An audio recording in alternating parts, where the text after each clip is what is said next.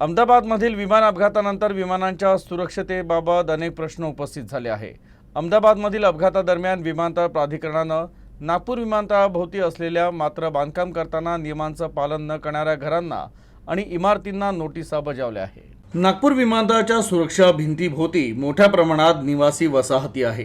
Duplex पासून इथे उंच इमारती बांधल्या गेल्या आहे। यात फ्लॅट स्कीमचाही समावेश आहे। साधारणपणे विमानतळाभोवती घरं किंवा कोणतंही बांधकाम करण्यासाठी विशिष्ट नियम आहे, ज्या अंतर्गत कोणतंही बांधकाम करण्यापूर्वी भारतीय विमानतळ प्राधिकरण DGCA आणि स्थानिक महानगरपालिकेची परवानगी घेणं आवश्यक आहे।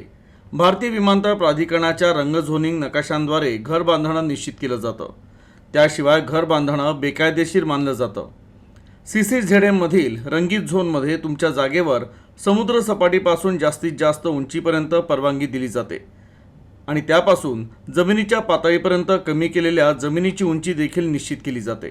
इतकंच नव्हे तर बांधल्या जाणाऱ्या घरांची उंची देखील निश्चित केली जाते।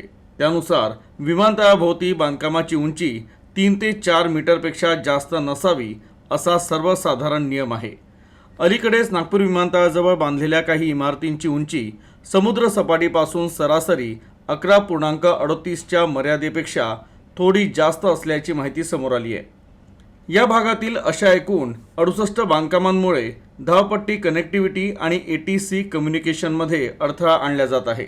अशा सर्व घराच्या मालकांना आणि बांधकाम व्यावसायिकांना विमानतळ प्राधिकरणानं नोटिसा बजावल्या आहे आणि नियमांचं पालन न करता केलेल्या बांधकामांना उत्तर देण्याचेही आदेश देण्यात आले आहे।